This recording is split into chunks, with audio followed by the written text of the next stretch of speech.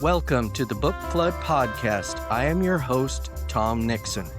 My guest this week is Ernesto Cisneros. Ernesto is the author of E54 and the forthcoming Queso Just in Time. He is also an elementary school teacher. Welcome, Ernesto. Thank you for having me, Tom. It's nice to chat with you once again. Absolutely. Why don't we talk a little bit about how you got to this place? I believe you were on book number 3. Yes. Let's talk a little about how you got there. So, um, it's kind of an interesting story. I like to say that my career was kind of an accidental career. Um, so it goes back to about 20 years ago. My students really liked my stories. And back in the day, I thought I wanted to be a writer, but I just didn't know how. And to be honest, I didn't feel like I could, it's not something I could do. I didn't see anybody else, who's being Latino, who was, becoming a successful author. And I never had, you know, any models to follow. And so my thought was when my students kept telling me, you should publish your stories. Your stories are really funny. We love your stories. You should try and publish a book. I just thought I'm gonna look into this, and I joined SCBWI, the nonprofit organization, and from there I was able to grow. And I came back. Everything I learned from there, I would take back to the classroom. And to be honest, I just thought that one day one of my students would be published, and that my 15 minutes of fame would be opening the acknowledgement page, and I would see to Mr. Cisneros for teaching me and encouraging me to become an author, and that was really the plan. And then when Effort Divided came by, the whole world was just at this horrible place. Horrible things were being said about Latinos, and I wanted to write a book. I just kind of wrote a book from my heart, and I was thinking it's not going to get published, so I am going to include my community. I'm going to use Spanglish. I'm going to write about my school and add some of my students and the teachers. And I just thought this book isn't going to be published ever, so I'm free to just be myself and to write in my own authentic voice. And once that happened, my students, I do like to share my work with my students when we do creative writing. And I know I like them to see my mistakes and just to see that, to demystify the process for them. And they loved the book, and they told me, no, Mr. C, you have to send this to, and try and get it published. So I sent it to my Mm. agent. I remember apologizing to her and saying, I'm so sorry. You asked me to write something that we could sell, because for 15 years, I wasn't able to sell anything.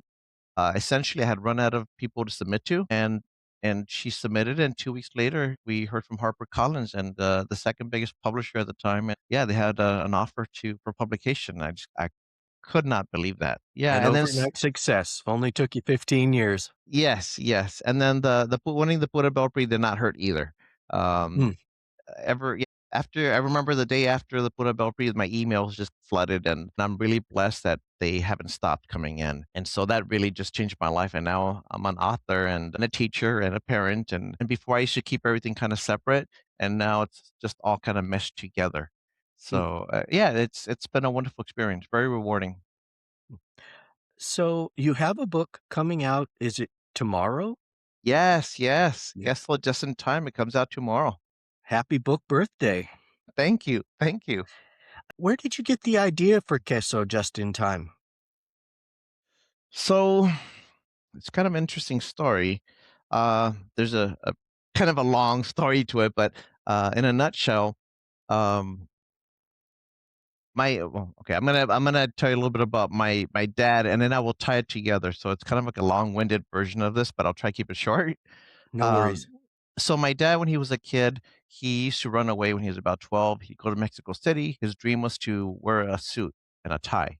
So if he wanted to either work in a bank or in business or something like that. He just wanted to be a white collar worker. And because he was in a tiny little ranch in Michoacan, Mexico, he didn't Mm. want to be, having to raise the pigs and the chickens. That wasn't what he wanted for his life. And so he'd run away, and he had all these adventures. And these are all adventures that I never knew about. And so I remember asking my grandfather for some stories, and he just responded, "Ay, mijo, yo de esas cosas yo no sé." Basically, "Oh, son, those things I don't know much about."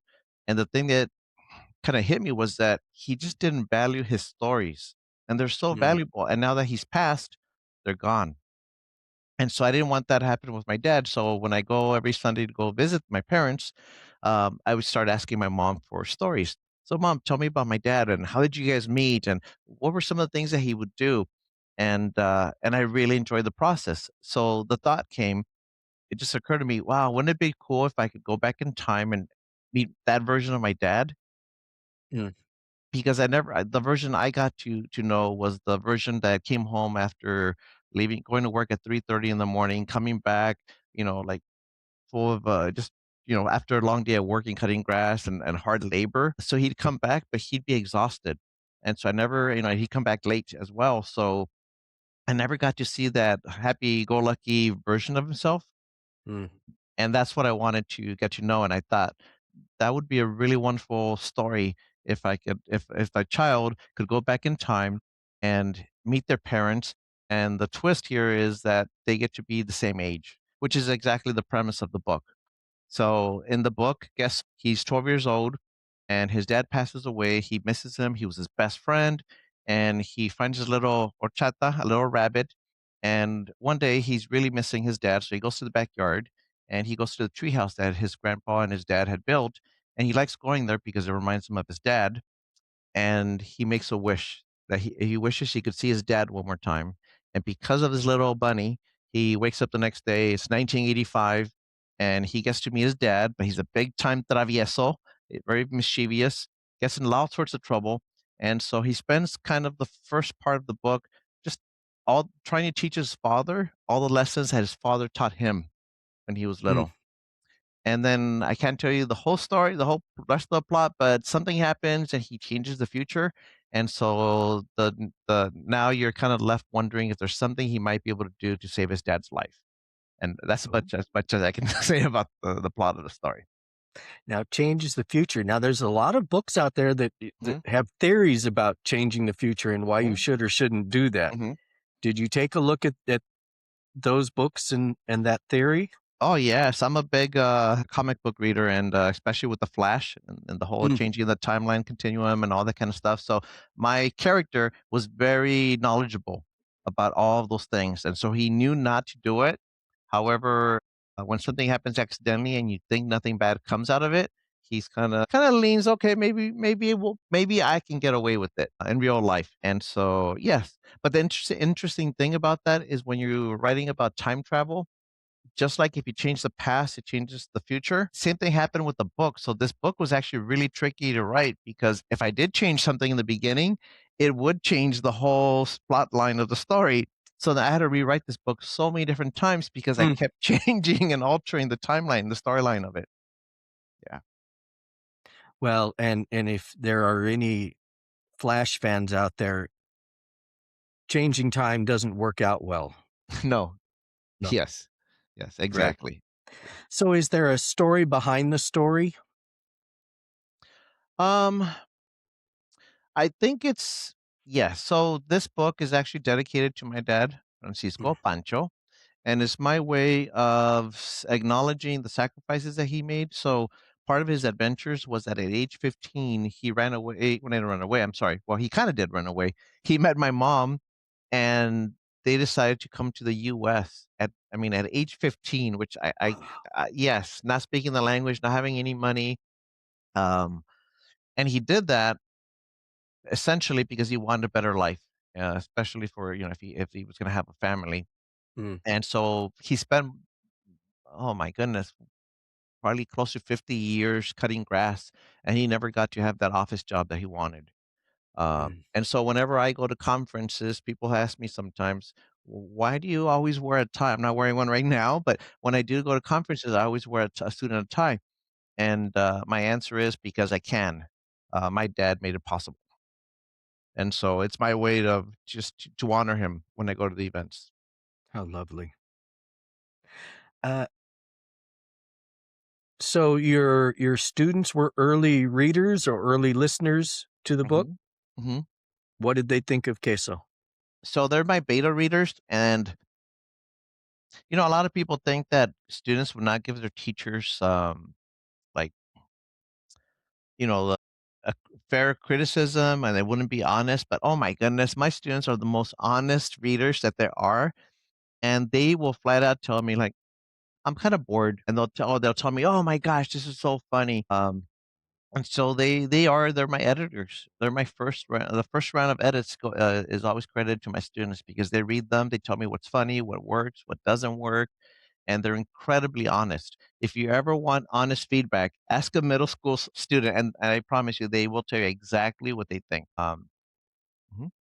Yeah, as it And they think it's cool because I have sorry, go I ahead. have a sign in my classroom that says, "Be careful what you say or do, or you could end up in one of my books." And sometimes if a student gives me really good feedback out of courtesy, I'm like, "You know what? I'm gonna name a character after them." And so they do. They like being part of the process, and they just think it's really cool that, they might end up in a book, or, "I was there when he was writing this," and, it's just kinda like I remember at the mall when, Arnold Schwarzenegger was filming a movie, and then after we watched the movie, everybody would go over to the mall and just look at the scene locations like, "Oh my gosh, he was here. That's the store that he ran out of, and this is the stairway." And it's kinda like that for the students too, that they can read the books Mhm. later and tell people that they were part of that. And I think that's pretty cool. Nice. Who else gets to be an early reader? Just about anybody who will read. I do so many drafts that I need readers all the time, and sometimes it's just for, like, little scenes, but I will find former students, I mean, if I see the mailman over there and I might ask the mailman. Nobody's off limits. If somebody's a reader, that's pretty much the only requirement that I have. It's gotta be somebody who enjoys reading books. And sometimes it is people who don't enjoy reading books, and those are the best ones because if I can win them over, then I know I Mm. can win anybody over. Uh, I remember years ago reading a book by science fiction author John Scalzi, and he typically wrote from a male perspective, but had one book that was from a the star, if you will, was a teenage girl, and so he had his daughter read it, and he had his wife read it because it's a very different outlook. Yes, yes, and that's a really strange aspect of writing. I mean, I enjoy writing it for this age group, but part of me is a little confused by the whole process because I'm a 52-year-old adult male writing in the point of view of a 12-year-old, protagonist.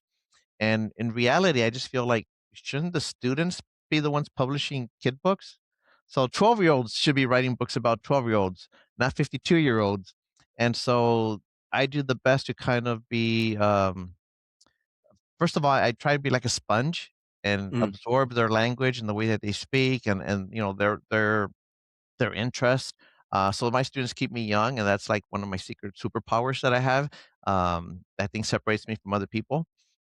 mm, Sometimes they'll read my books, and I'm kind of watching if they're reading Falling Short, for example, and I see them chuckle, I will walk over to them and I'm like, "So, what made you laugh?" And I get this insight that most authors aren't privy to. So it's a mm, wonderful gift to be able to share that with the kids. nice. How does this book compare to your other books? So every single book has been a unique experience. Like, people ask me, "What's your process?" and things like that, and it's been different for every single book, depending where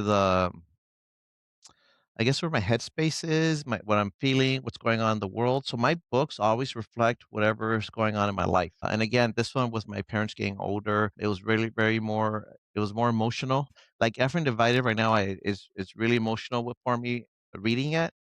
But I think the process of writing it, this one was the closest home to me because it's about 1985. 1985, I was 12 years old, like, I really was. And Mm, so a lot of the scenes and a lot of the research is actually me going back to the neighborhood and reconnecting with a lot of my memories. And so that was really unique, but it also made everything very real for me. And so there are some sad moments in the book, and early readers are saying that this is my best book. They're saying it's my funniest book, but they're also saying it's my saddest book. And it goes back to me waiting up for my mom when I was a kid. She switched her schedule around so she could see us a little bit more. So sometimes she would arrive at 2 in the morning and we did not live in the best neighborhood. So regardless of what my mom said or threatened me with, I always waited up for her. And she'd get very upset. She's like, "You have school the next day. You cannot stay up to 2 in the morning waiting for me." but I refused to just go to sleep because I was worried for her, and so I would watch MASH. And I don't know if you remember the show MASH, how you're laughing 1 minute, the next second you're crying, and then Hmm. you feel guilty because you don't know if you should be laughing or crying. And I think watching so many episodes of MASH really had a lasting impact on my style as a writer. And Mm. I love mixing the 2, and I feel like it kinda throws off your emotions and it allows you to feel a little bit more. What has been the response from reviewers? It's been amazing, honestly. Like with my students, I would share little excerpts of the story, and I've never had kids be this excited. I think the storyline is because of the time travel, it's perhaps my most commercial book so far. Um, I feel like Falling Short and Effort Divided are wonderful books, but I feel they're the kind of books that you read in the classroom that kids wouldn't necessarily select on their own at the bookstores. And I think Oh. that Guess Just in Time is probably the first book I have where I think kiddos would see that on the shelf and they would just pick it for fun. So Mm. I think that's what separates this book from the other ones. But again, it's because it was written it's almost like a memoir partially of my life in 1985. It's extremely personal, so I'm just kinda really nervous to share a part of my own life and, my own experience and memories. I don't know, it's like putting yourself out there, you make yourself a little bit vulnerable, but by the same token, for some reason, this is something that literature allows. You could put really personal information in a book, and for some reason, it's okay. If you share it out loud speaking, people might it gets awkward, but when you put it in a book, everybody just kind of accepts it. It's almost like there's a closer connection with the reader. I don't know, it's kind of a strange thing, but, it's very real, though. Is this the book that they need to turn into a movie? I think I'm a little biased. I would say all 3 of them, but it would be a good start. Yes, yes. No. And I think it actually would make an excellent film. Mm. What are you working on now? So as I get to travel the country now, and I've been to different schools, and I've seen so many kids that remind me of myself. So when I was a kid, I remember one of the teachers described my friends and myself as being feral, which is not a very nice thing to say to a group of kids. And to be honest, No. no. And I remember her saying it, but I didn't know what feral meant at the time. So I was like, okay, thank you. But then as I learned that what the meaning behind the word, I started seeing how a lot of adults treat some of the kids, and Mm. sometimes they judge them before they get to know them. And so I kind of want to highlight those kids that aren't written about too often. So I'm writing a superhero book. The title's not going to stick because my titles never stick for some Oh. reason. I always change them, but for now it's called We Could Be Heroes Too, and it's about just a little group of kids who you wouldn't expect to become heroes. They find a magic genie. They make one boy doesn't know what to wish for, so he wishes that everybody in the city would get what they want.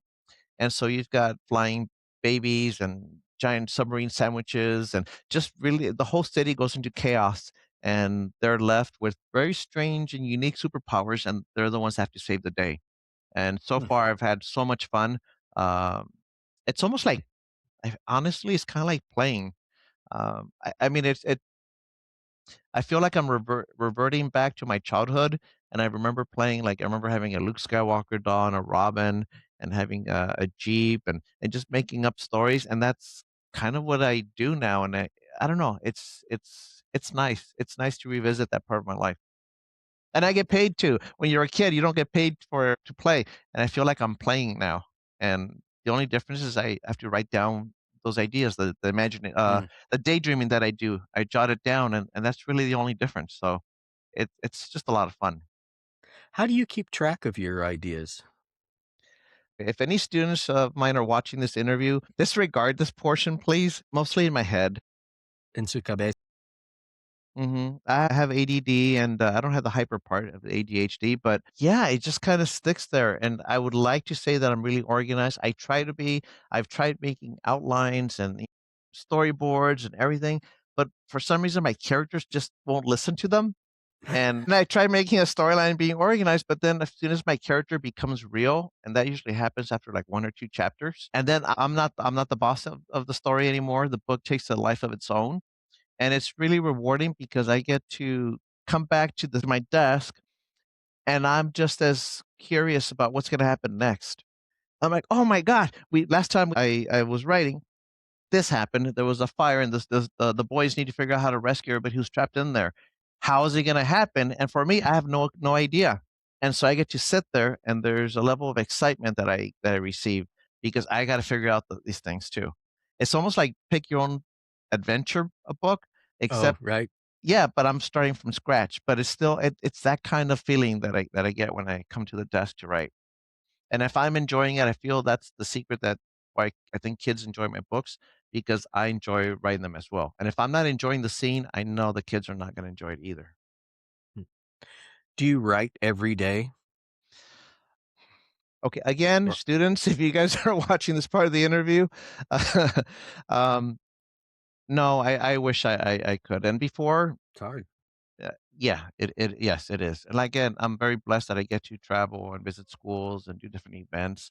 And so I don't get to write the way that I would like to.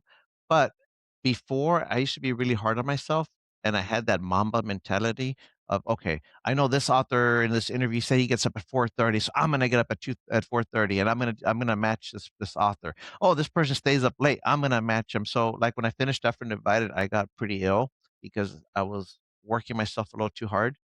Mm, And now I've realized that when I go to the gym or I go for a hike, or I just do something for fun, or I go watch a movie, that's part of my writing process.